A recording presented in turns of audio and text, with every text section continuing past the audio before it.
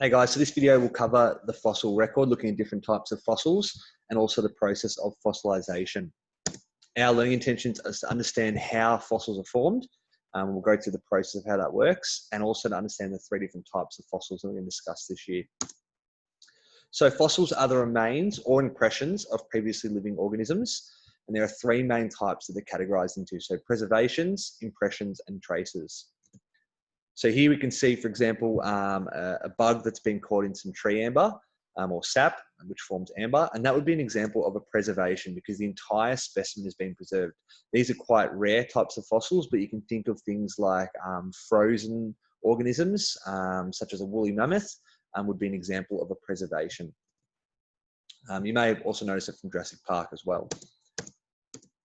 So impressions are, you can see like an imprint. So here you can see it looks like a fish species, and we've got an imprint of the fossil. So we can see clearly the bone structure, we can see the hard body parts that existed, and we've got a clear impression of what it looks like. Again, these are pretty common types of fossils, and we tend to see animals with hard body parts forming impression type fossils.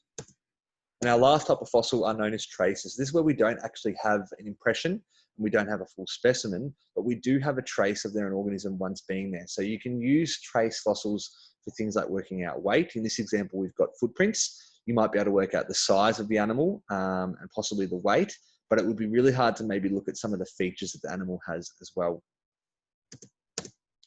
So how they form? So the steps for fossilization is a bit of a four-step process.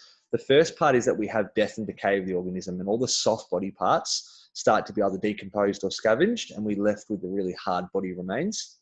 Deposition is where the hard bodies are then covered in a sediment. So this then continues to build over time. So often we see fossils in areas where there is the chance to be rapidly buried. So things like next to a stream, underwater, in sand deserts, where things can be covered quite quickly with either dirt or sand over time. And then we have a process called permineralization. This is where those layers start to build up pressure and the hard body parts that are remaining behind, or the organic material, starts to be replaced by minerals. And so what we then have is almost like a plaster cast of what was once there is being replaced by minerals. And then obviously the fourth step is exposure or erosion, where some movement of earth or even digging would actually then resurface those minerals in the shape of the organism that once existed. So the diagram obviously explains there's our death and decay, our rapid burial, there's the mineralization or the replacement of the organic material by minerals, and then you can see obviously exposure is our last step.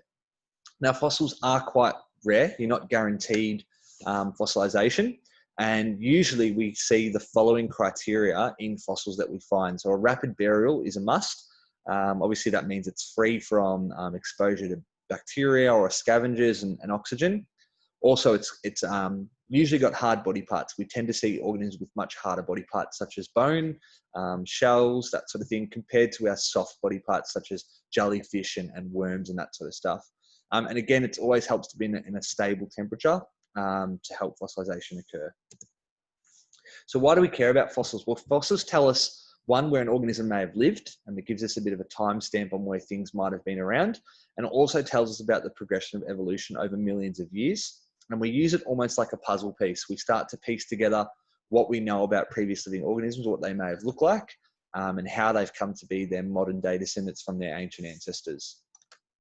So in review, their fossils are the remains or impressions of previously living organisms, and it's through a process of fossilization, which is a four-step process that occurs. And we look at trace, impressions, and preservations as all types of fossils that help us explain a little bit more about evolution. So I hope this video helped.